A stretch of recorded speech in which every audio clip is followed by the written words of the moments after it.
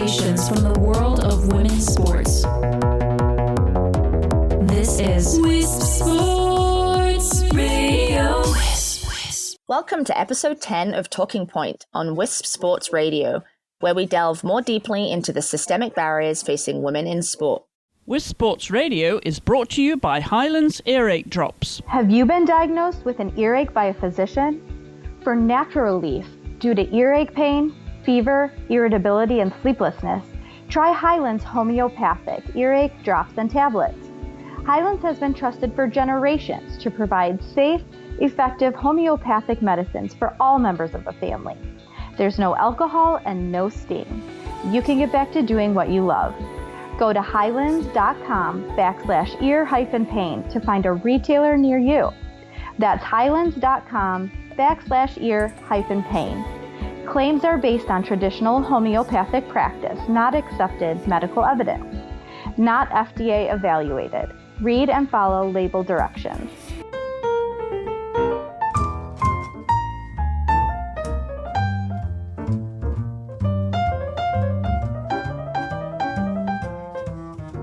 I'm your host, Lisa Ingarfield, and Talking Point is co-produced by myself and Wisp Sports. At Wisp Sports, we believe women in sport deserve equal coverage. Last month in episode 9, we chatted with Dr. Georgie Brumvels about her research in and passion for removing the taboos associated with girls' and women's menstrual cycles and its relation to our participation in sport. This month, we're joined by Brenda Andress, Commissioner of the Canadian Women's Hockey League and founder of the She Is campaign, a project designed to initiate sport for girls and women at all levels of sport. Brenda is here to talk to us about the She Is campaign.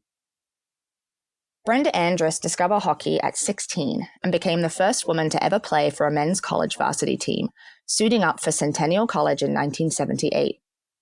Brenda, also known as the Thought Leader, is currently the Commissioner on the Canadian Women's National Hockey League. For the past 11 years, Brenda has shaped and led the CWHL's vision to create the world's most exceptional women's professional hockey league, a place where women will ultimately earn a living playing a sport at which they excel.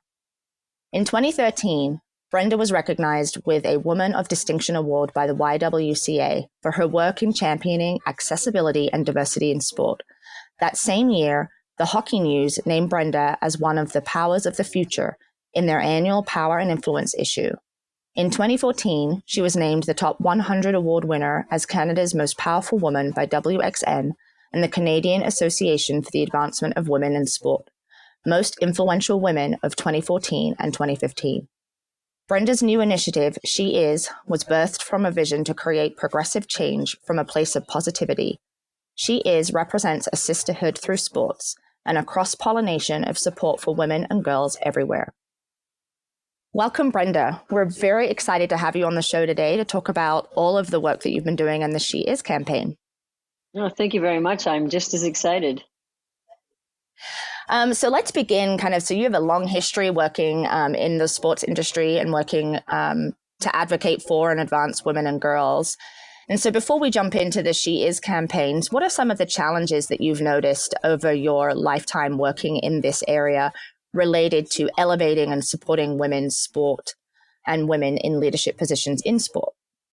Great question. It's a question I think everybody asks themselves when they enter into the sports world for women. And, it's one of the things with everything I've ever done is that you always hear the same story, no matter where you go or who you chat with. It's the same story about women in sports and women in leadership positions. But one of the things that you find out really quickly is there's a ton of women in CEO positions and COO positions and presidents that actually came from sport. And I think when you look at how those positions were held and how they accomplished those positions, it was through sport that they learned some of the key lessons and some of the key opportunities for them to grow was, teamwork, obstacles, barriers they had to overcome just to play in the sport themselves. From a very early age, I think I didn't actually know there was barriers when I was young. To me, it was just like, there's hockey, there's basketball, there's, golf, there's many different things. And to me, it was just like, it's very natural. Why wouldn't I play? I'm the same as everybody else around me. And I think very quickly you start to learn that it's not so easy to accomplish what you want to accomplish. So lots of individuals that in the male world has the opportunity to say they know from a very young age that they can grow up and earn a living in any sport. And if they can't earn a living in that sport that they love, they know that if they can't play it, then they can go into administrative duties of it. They can coach it. They can become a commissioner. They can become operations managers. And that was not true when I grew up. And it's still not totally true, but there's more opportunities opening up for us. And I think, we talk so often about young women and what they see in front of them. The best example that somebody gave me, and it kind of stuck in my head, was if you're a woman swimming, every time you turn your head to come out of the water to breathe, what you see is the male coach beside you walking up and down, coaching you. You don't see that female, and you don't see that person there. So it's the same thing. Every time I turned my head on the bench growing up, when I was lucky enough to play, what I saw was male coaches. What I saw was male organizers. So you kind of start to ingrain yourself as is that perhaps there isn't an opportunity for me. Perhaps there isn't a place for me. Although I think for me, it was more like, oh my God, I have to be in that place because obviously somebody's missing something. If we're not there, then it's not right. So I think a lot of the barriers, though, I think came as you get older, and I think as you're in the sport more, and which is why was brought forward, is that the barriers that a lot of them are there, they belong to us. And those barriers are something that we can take down.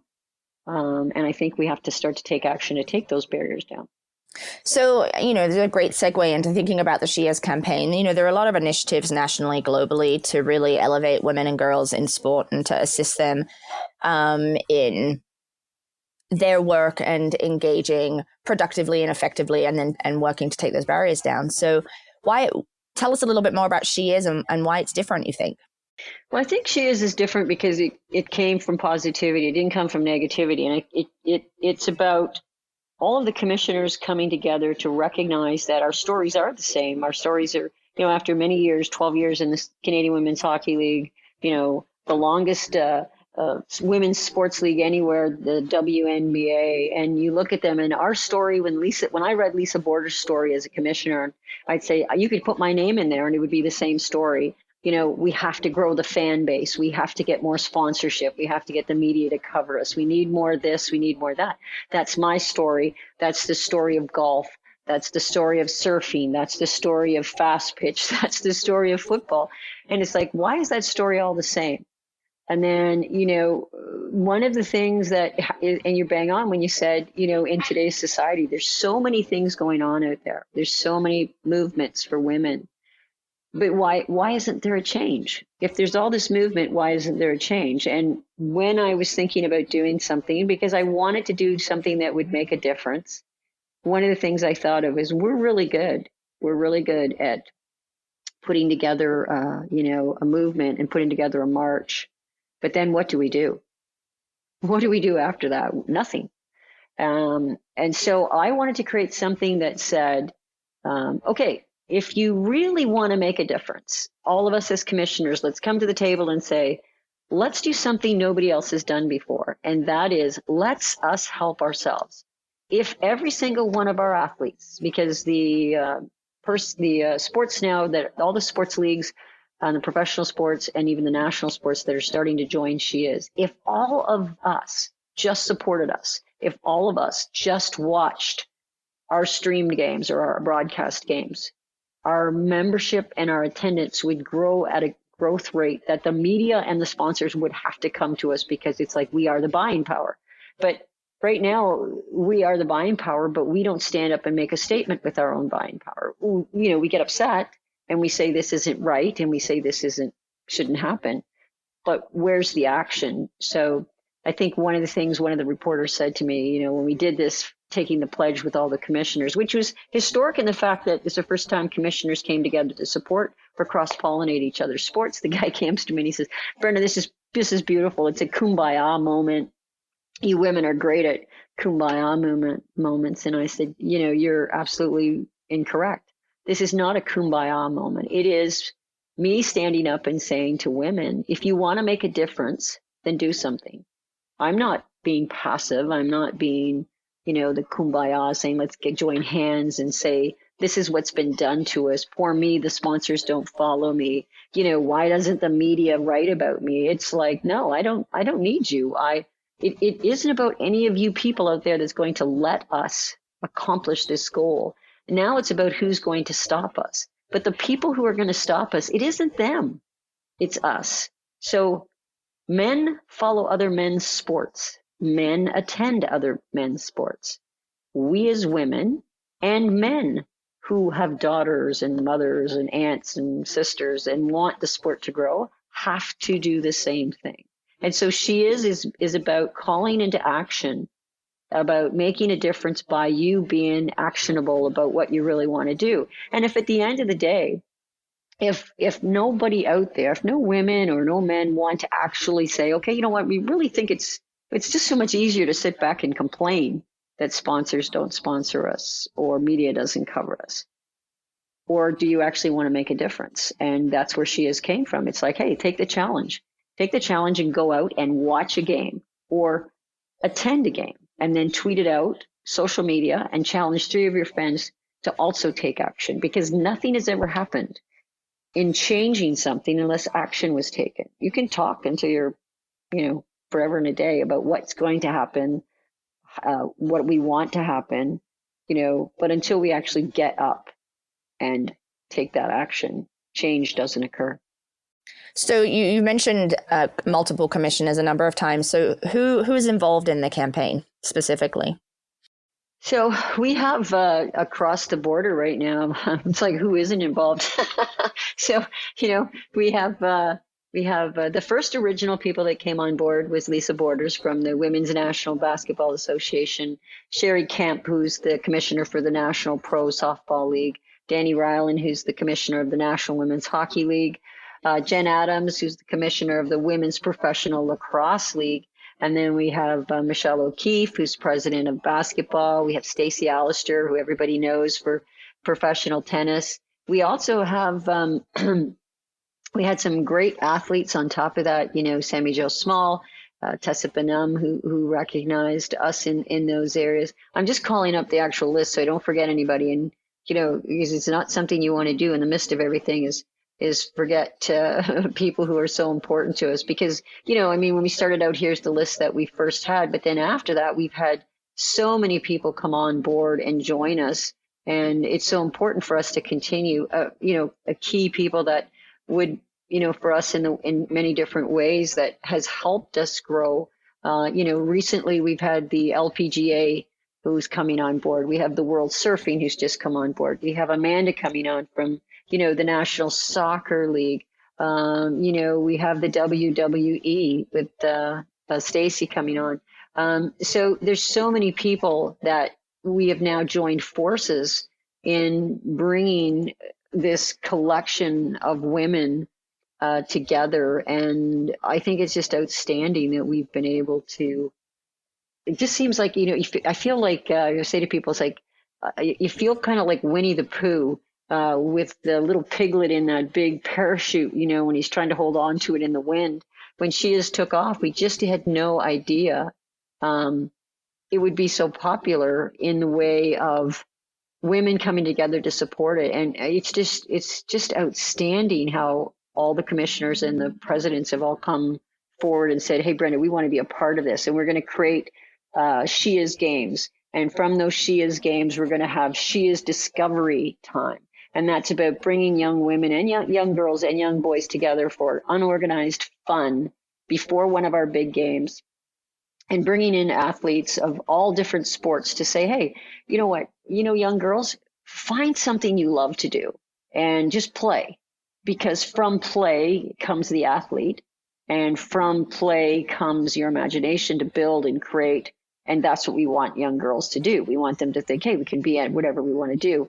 The She Is logo, we want to see that logo because it's a team logo. It's not specific to one league. It's a team logo that says we're a higher part of a bigger team, and see those logos going out across different sports. So there's a lot of good stuff that's happening. The commissioners of all the sports, of all the major professional leagues now have joined. So if there's a professional league out there that we're missing, basketball, baseball, football, lacrosse, surfing, golf, tennis, wrestling, like we're covering everything, and every single commissioner has come on board. And we meet, and we're just having a big meeting actually the end of June, where all these commissioners will come together at a table of strategic planning to say, what's our next step to support each other and get our athletes to support each other. So it's a pretty good strategic plan that all commissioners have jumped on board and wants to be a part of. And it's so simple. That's the killer for me. It's so simple. All you have to do is watch or attend a game and tweet it out and say, I challenge 3 other people. That's the simplicity. And it's affordable because everybody has a phone. Everybody can download a game that's streaming, and everybody has a game in their community. It doesn't have to be a professional. You can go out and watch a little girl play soccer and tweet out that you're there supporting a young girl at a very young age for her to play the game. So this concept of cross-pollination that you're talking about, right? Is that maybe historically women's sports, or maybe sport in general, has been very siloed. And so to elevate the profile of women's sports generally, we need women and men and folks of all genders to start advertising essentially that they're going to these games and they're watching women and that it's fun and exciting and interesting.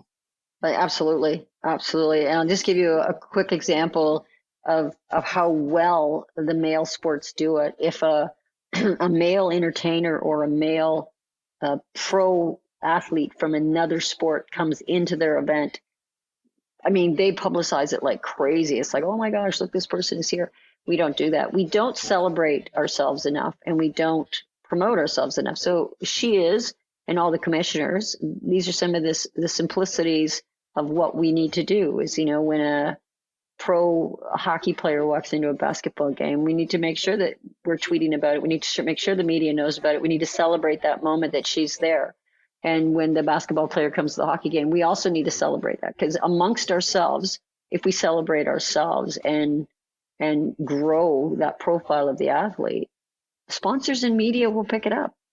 So the conclusion, or maybe not conclusion, but one of the end results of this is that as the cross-pollination builds, as we start to celebrate ourselves and each other more as women and girls in sport, that will create this groundswell and this momentum where sponsors and media outlets are in a position where they just can't ignore women's sports anymore. Absolutely. And we say this all the time, because I grew up in sports in so many different ways, even in the male world. The male world doesn't survive if fans don't go to watch their games. Nobody fills an empty rink. No buyer, no owner says, oh, I'm going to own a team and nobody's going to come. I mean, if he doesn't win a championship, if he doesn't fill his stands, his sponsors aren't there, his media's not there. And so we just have to do the same. And we have to get women and men. I think it's not just women, it's women and men who have young, who want to see themselves be successful and who want to see their daughters or their sisters be successful. They also have to support, like, so many other individuals do in the male sports. So what do you say, so someone goes to a game and they tweet out that they're there and it's great, and they challenge 3 friends to also go to a game, download a game, watch a friend's daughter play a soccer game or football game or something, and the response is, it's not interesting, I don't want to, there's really no point. Like, what would be a good response back to the naysayer, so to speak? I love the naysayer. The naysayer, I think, makes us better at what we do in life, because, you have to prepare for them. So your media's relationships are good. Well, your PR, everything's in line because of the naysayers in the world. It makes us think.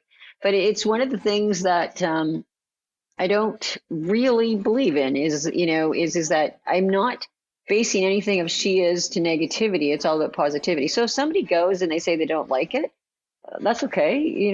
That's nice. You've gone and you don't like it. That's awesome. It's not for you. But you at least went and you at least looked at the sport. And that to me is a positive step. So to me, it's like, if you went and you didn't like it, I've gone to sports and don't like it. but it doesn't, but I did go to try it. And it's like, it's like teaching your kids when they're young, like, if you don't try this particular vegetable, you're not going to know if you like it or not. If you don't like it, that's okay. Here, let's try something else. And so that would be more my thing. Hey, you went to the soccer game, you didn't like it. Well, do you like men's soccer? Yeah. Well, what don't you like about the women's soccer? Because it is different, because we play a different game. We play a more skilled game. We play a different way that it promotes what we're good at. And I think that's the key. I mean, hockey's the same way. We don't have body checking in our league, in either of our leagues, right? And the reason being is that we don't need to have it. We hone our skills on speed, skill, and finesse. What does everybody say when the Olympics come around for the men? Oh, we love the Olympics because what do we see? Less hitting and more skill. So we just skipped that stage because we were, like I always say to people, we were smarter. We didn't have to be hit. We just went straight to the fact of showing our skills. And so, yeah, it's different. And I think I would say thank you for coming to the game, naysayer, and thank you for trying. And hey, try another sport. Well, and I suppose if you have a naysayer who doesn't even want to go to the game, then based on what you just shared, the retort is, it's hard for you to say you don't like something if you've never experienced it. So I challenge you to at least give it a try, right? And if you still come out the other side saying, it's not for me, then so be it. But at least you have had the experience. I totally agree with what you just said. And I've talked to a lot of people on this podcast and just my own knowledge. And one of the repeated piece that comes up is, what you have also shared around how the media doesn't cover women's sports and girls' sports, and sponsors are not as free flowing as they are for men's sports. And what I'm hearing is that the She Is campaign is attacking this from a different direction, right? So you're essentially saying, okay, then if the negative refrain is that we don't fill stadiums, we don't fill games, then we have to change that refrain, right? We have to together collectively partner, come together, cross-pollinate, and we have to elevate and lift each other up so that then that kind of historic and perpetual, it's not interesting, there's not enough people there, folks don't want to watch it, it doesn't have any traction anymore. Am I understanding you correctly? Yeah, you're right on the target, because this isn't about negativity towards the sponsors and the media in any way, shape, or form. If you were a businessman and I came to you as a business person and I said to you, I have this great opportunity to create a women's league, and you say to me, hey, you know what? I want to support that. I really do. So here's some, I call it passion dollars when we start out. So here's some passion dollars because, yeah, you know what? I have a daughter. I want her to play hockey. Great. So they give us the passion dollars and we go out and we create the league, and we have the best players in the league. But, year after year, the people who've given us the passion dollars, who's given us their, money to back what we believe in, the fans are not coming to the games. Is that the sponsor's fault? Is that the media's fault? No, it's not, in my opinion. And that's the statement I make. A statement is like, hey, I've had media's backed me. I've had phenomenal. Sportsnet has been great to us in the way of broadcasting our games, and they have advertised it like crazy and they've put money behind it. But people didn't show to the games. And, sponsors have done the same thing. So you're absolutely right. What we're saying is that if you want to make a difference, stop blaming the media, stop blaming the sponsors. If you don't think for a second that if every single game we had the thrones of fans coming out and the numbers skyrocketed, with the broadcasting, the streamings where everybody was watching, in a second, people would say, what's going on over there? I need to be there. Like, that's a lot of people. That's a lot of eyeballs. I need to be in there as sponsors. Because that is good business sense from the other side of the coin that I would do if I was a business person running a specific company with dollars to give. So, I think that, yeah, it's if we really want to shift what's going out there, then it's a call to actions. And we need our athletes to, here's the tools, athletes, because, when Billie Jean King said, here's the dollar movement and here's the tools we're going to do and here's how we're going to do it, it's because the athletes all stood together and supported each other. And what we're saying is that there's a phenomenal group of athletes across North America with all different sports. And if we all come together and support each other, we don't need any outside people because we have enough just within ourselves. And we can make a difference if we actually want to, and if we choose to call to action and move into actually showing up or watching the games. And have you had any media outlets express interest in She Is and want to, I mean, outside of kind of the initial press release or the initial push, have you had larger media outlets express excitement and interest in what you're doing? We've had a ton of people express interest and wanting to get involved. I think, our next couple of steps will be important because, we don't want to make a big statement. And I think I think, as I say to people, did we make a difference? Yeah. The moment we put all those commissioners on the same stage and took a pledge, we made a difference. In some way, we moved the ball a tad bit. But the thing for us now is that, okay, so commissioners, we've all said we're going to do this. Everybody's coming on board. And I think the next step for us is to make sure that what we're going to do, we're going to do. And then it's up to everybody else. And I think the media that has reached out to us and who are very much engaged, and some sponsors who are reaching out to us now and saying, hey, this is a great idea. The She Is games, cross-pollinating movement from, one sport to another with She Is that has nothing to do with hockey or basketball or golf. It actually has to do with all sports for young girls to engage them into not only playing the game, but to engage them to say, I can grow up to either play it or I can grow up to run it, to operate it, to be a CEO, to be the commissioner. And those are key things. It's not just about, She Is isn't just about the fact of, making sure players can play the game. It's making sure young girls know that there's a career for them, that they don't have to quit sports. They don't have to, at the age of 13 and 14, when they go, oh, there's no place for me to go, I'm not going to play this game anymore. Hey, you can still play for fun, because guess what? You can grow up and be a commissioner, and you can actually earn a living at it. Or you can grow up and be in operations, and you can earn a living at it. So you stay in sports, you stay active, you stay in the system, because you're going to be great at whatever you choose to be in that sport. Yeah, I love that in particular, right? Because it's a pipeline issue. It's not only, well, the coverage of women's sports and sponsorship and all that plays into the pipeline, but you have to go back and see, so what are the messages being sent to young girls, and what's the visibility, and how are young girls being encouraged or discouraged, but either explicitly or implicitly, to stay in sport or not. And back to the beginning of this conversation when you talked about the swimming analogy, right? And you yourself looking around and only seeing men coaching or men in these positions, like that's what needs to shift also, right? So it's getting people to the games to raise the profile, but then also having young girls see role models and see people interested in what they're doing. So then they're like, okay, this could be a thing. I could do this, right? Versus, it doesn't seem like there's much of a future there for me. I'll quit sport and do something else.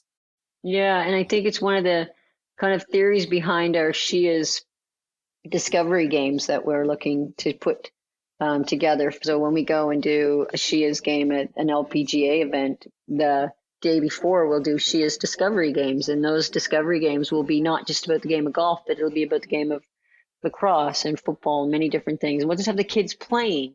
And so that they know that there's so many different avenues, and the people that they will be playing with will be our top athletes of many different sports. So they have these role models, and they can engage, and they can just have fun, and they can converse and say, yeah, look, wow, I can grow up to be that. And you know what? I never really liked golf, even though mom dragged me every time to golf, but I love the game of football. And look, there's Jen Walters, and she was the first football person. And oh my God, I'm enthralled, and I want to be a football player, or I want to be a football coach. So I think it's the interaction, and I'm a really big fan of unorganized play.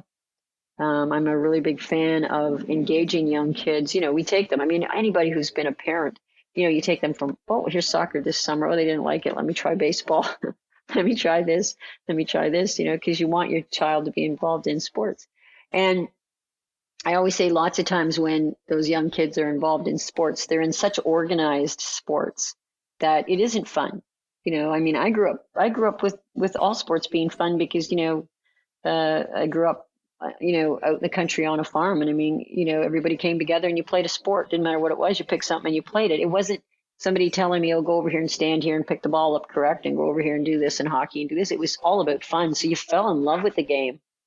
And I think that's a key when you fall in love with the game. It's something that you just creates your passion for the rest of your life. And it certainly has been my route for sure.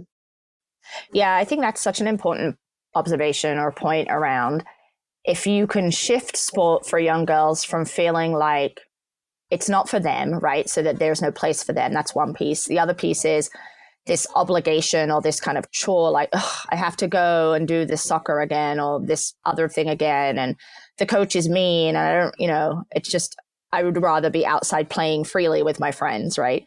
If you can shift their understanding of being active and being involved in a sport to one of love and one of passion, that, like you're saying, through unstructured play, then that's kind of an internal transformation that can happen in young girls around the world, versus this kind of external, like rigid structure that you're putting on kids that don't generally thrive in that environment anyway. Totally agree. And I mean, if you go, one step further, and this is not my expertise in any way, shape, or form, but it's one of the things I've always kind of believed in, only because, I have grandkids and I listen to my grandkids. She's very good. I have 4, and the oldest one is 11, and he's off in school and he's very good at sports. He's a natural, and he was lucky, because he came by it natural, and he's a natural at sport. He loves sports. He picks it up and it's there.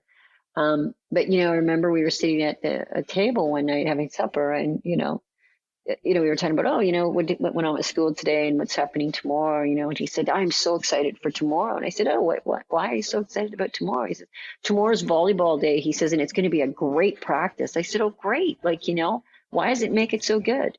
And he says, because the girls aren't coming. I said, well, what do you mean the girls aren't coming? And he said, well, when the girls don't come, he says, the coach runs a different practice. He says, and it's more exciting. It's harder drills.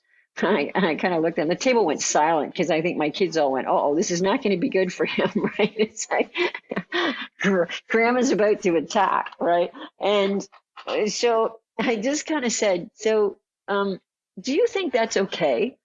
He goes, well, yeah, Grandma. He says, because, he says, I'm going to have so much fun. I said, oh, he said, so this is for the volleyball team. He goes, yeah. I said, so how did your basketball team go?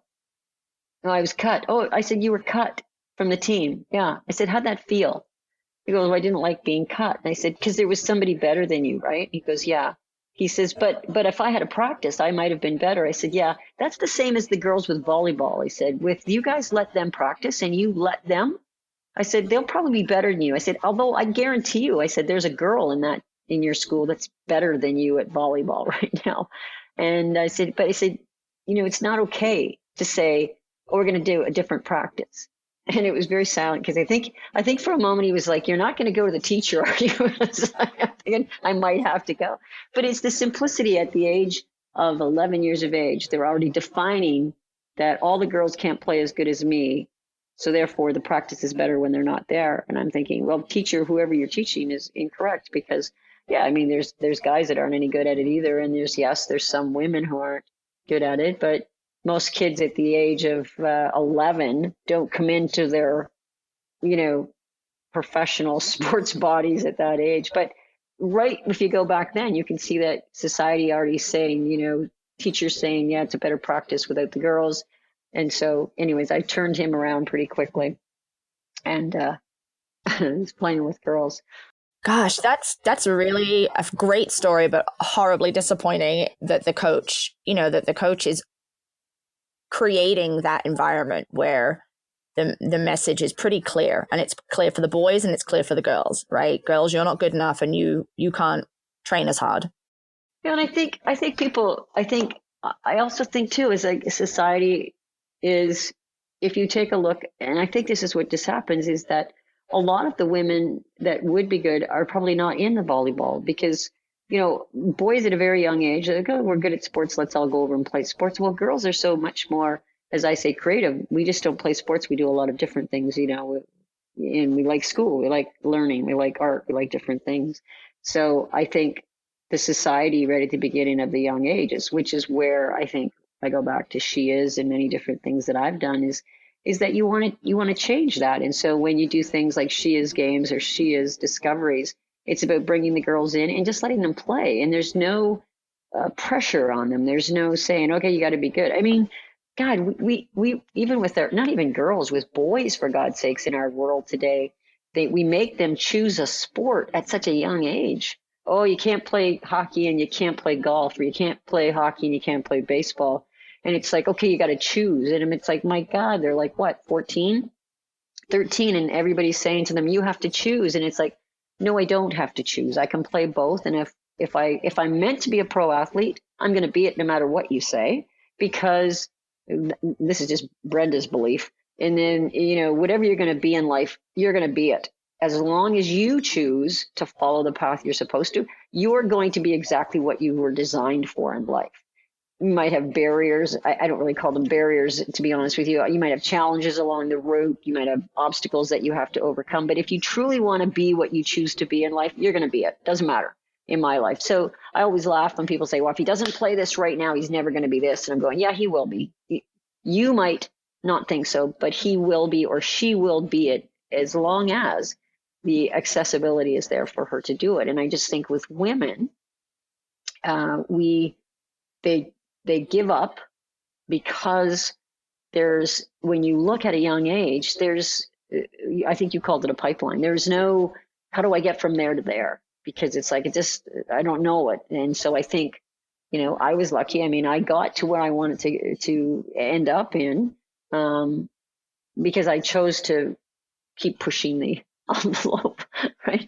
But it shouldn't, and it's not to say that every step of the way that it was hard for me, it wasn't a great growth experience, because it was a great growth experience. And I met phenomenal people and excellent men and women along the lines. But I've always stated that women sometimes are our own worst enemies, about helping us along. And then second of all, my statement has always been is, if you want to make a difference, you have to get up from your chair and make the difference. You can't just sit and say, okay, this is horrible, because guess what? It is. And the only way to change that is not through negativity of complaining, or not negativity by saying this guy should sponsor me or this person should cover me. It's not to say that it shouldn't happen, but you also have to look at, what am I doing to make it happen? And so, get off of your chair and let's go watch a game. Let's go do something. Yeah, and I think there's there's lots of campaigns and projects and programs that are trying to come at this from a different, from all different angles. And I do think that's what it ultimately takes, is that there's no one single way that this the culture is going to change, and the overarching narrative is going to change. And so we do have to think about, how can we mobilize at different levels of the sports industry, whether that's from consumer to CEO, and then also, think holistically about all of the factors that are playing into that kind of pipeline breakdown for girls, right? And one of those is the coach in the gym that's saying that girls can't train hard enough.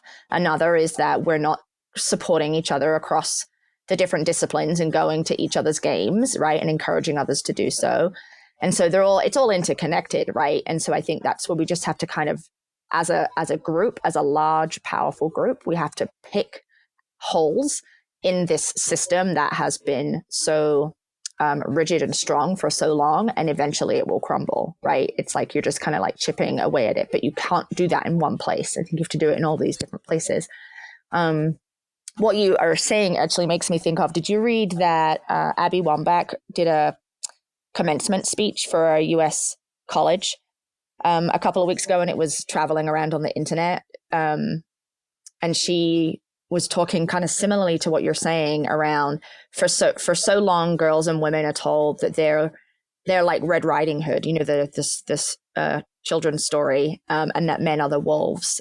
She was talking in the context of kind of life and in sport, and she ended up saying something like, "But that's a fallacy, we are the wolves, was what she said. And it really stuck with me. And kind of what you're saying around this She Is campaign is the same. It resonates in the same way. Like, we are the wolves, right?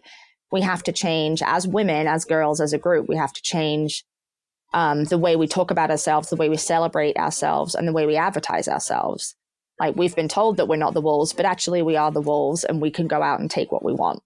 Yeah, I love it. And you're bang on it, because I think at the beginning of this, I said, it isn't about who's going to let us, it's about who's going to stop us. Right. So, and it's like, so I'm dead on to that, what you're saying. And I think it's, I think, it's one of the other things I just want to bring up quickly is that, and it's, sports is the GDP, sports is one of the largest GDPs in the world. I mean, if you look at the hot spots of all the different products, sports is like where so much money is spent on sports, it's scary.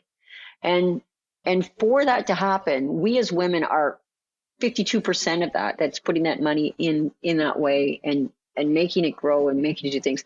But, if you look at every single woman's big games, where the entertainment world, the men and women go out and support those sports. You look at our games, and we need the women and the men to support us there in the entertainment world. We need women to come into our game and celebrate the fact that, some famous singer, some famous actor just came and watched basketball for the women instead of the men. And it's those types of small actions. And so, yeah, you know what? It's like, what Abby says is we're the wolves, and what I'm saying is take action, because it's like, yeah, we speak well, but let's go do something that will make a difference. And I think that just comes from a young age of me, where it's like, stand up. You can't, if you don't stand up and do something, then you have no right to complain. And I don't want She Is to be about negativity. To me, it's about positivity in the way of, let's make a difference, not because something's happened to us, not because somebody's not giving us something, but let's just make a difference together, because we're so damn powerful as women. And if we bring all these sports groups together, which has never happened in the males world, they've never openly expressed ourselves. And I think you said it perfectly at one time. You said, we've kind of built these little silos, and we're very good in our own silos. Like, it's like, oh my God, we have to grow the women's hockey. That was me as a commissioner. And God, you're not talking about me bringing something in for soccer. What if I lose a fan over there? And it's like, so now we've built these phenomenal silos. And within those silos, we have to open them up and say, hey, let's join and support each other in a way that nobody else has done, in a way that no sports organization, no entertainment, nobody else has ever done, is supporting each other in many different cross-pollination in different avenues. And I think, if we open those up and we look at those, we look at, participation and attendance and viewership, and we look at creating those 3 levels of, for our not just our youth and, our collegiate and our elite, and how can we bring it all together and support each other?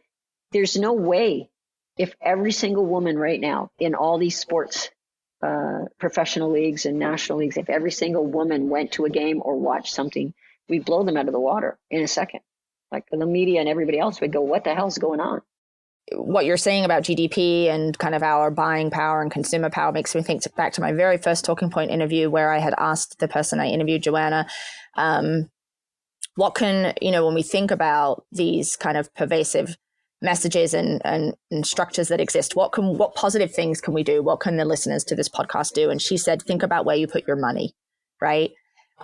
Spend your money in places that align with your values. And so that's exactly what you're saying too, is that start buying tickets and spending time at women's games, if that's something that you want to see change. And so you have the power of the purse, right? You can go to a WNBA game instead of an NBA game, or both, right? You don't have to necessarily stop doing the NBA, but you have to add that, right? So you have the power there to buy the ticket. You have the power also to go to your school, your kids' schools games for your daughter as much as you do for your son, right? And if there's any issues that arise in your school, you have the power to advocate for equal opportunity for the girls. That's something that you can do. And so I think that's that's definitely what I'm hearing, those messages in the She Is campaign. So thinking about kind of what can our listeners do, 2 or 3 things would you like to share with our listeners related to the She Is campaign around what they can do now after listening to this podcast to really kind of support the She Is campaign, support women and girls in sport moving forward? Well, I would ask the listeners to take our challenge, to go on to the She Is Sports website and take the challenge. And that challenge is the simplicity of watching or attending a game that's any type of women's sports, and then take a photo of yourself watching that game or take a photo of yourself attending that game, and then use your social media to challenge 3 other people to do the same as what you did. Help grow the game for all women across all sports. Using the power of women's sports to create a future of, by, and for strong women. And you can make that difference by simply taking a photo of yourself, take a video of yourself having fun at any women's games, either in attendance or whether you're watching it.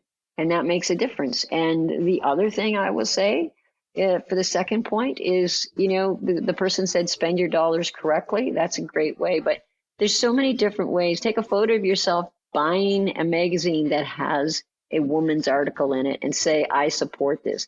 Take a photo of yourself listening to this iPod session and tweet it out in your social media saying, I'm supporting a station, a conversation because it's about women for women.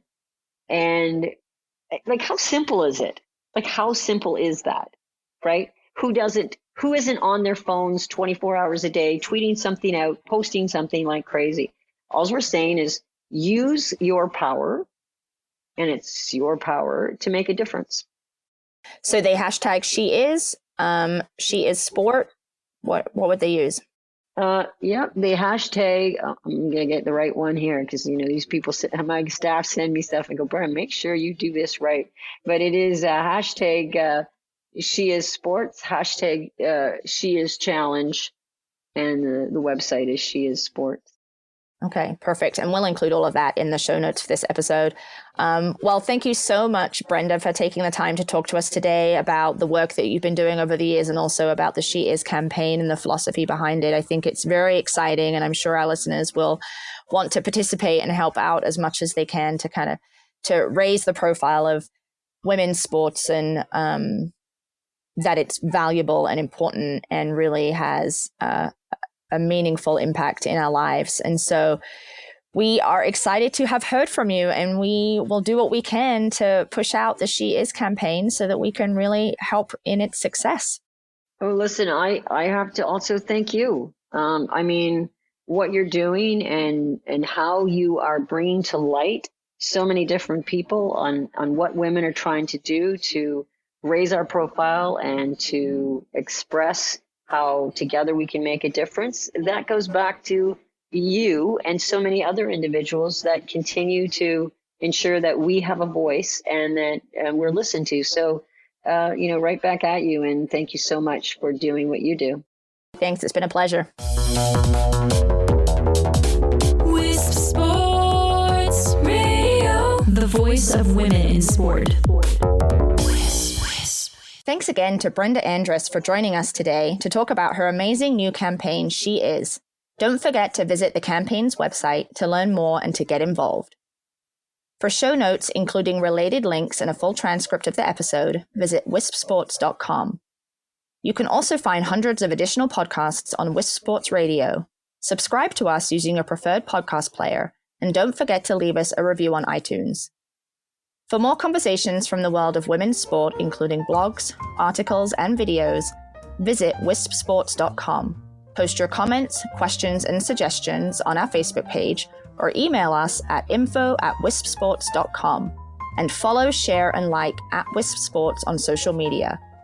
You can reach me, Lisa Ingarfield, directly at Try to Defy, that's TRITODEFI, on Twitter and Instagram. Thank you for listening and supporting women in sport everywhere. We'll be back next month with another in-depth, thought-provoking conversation. See you then. Thank you to our brand sponsors at Wisp Sports Radio.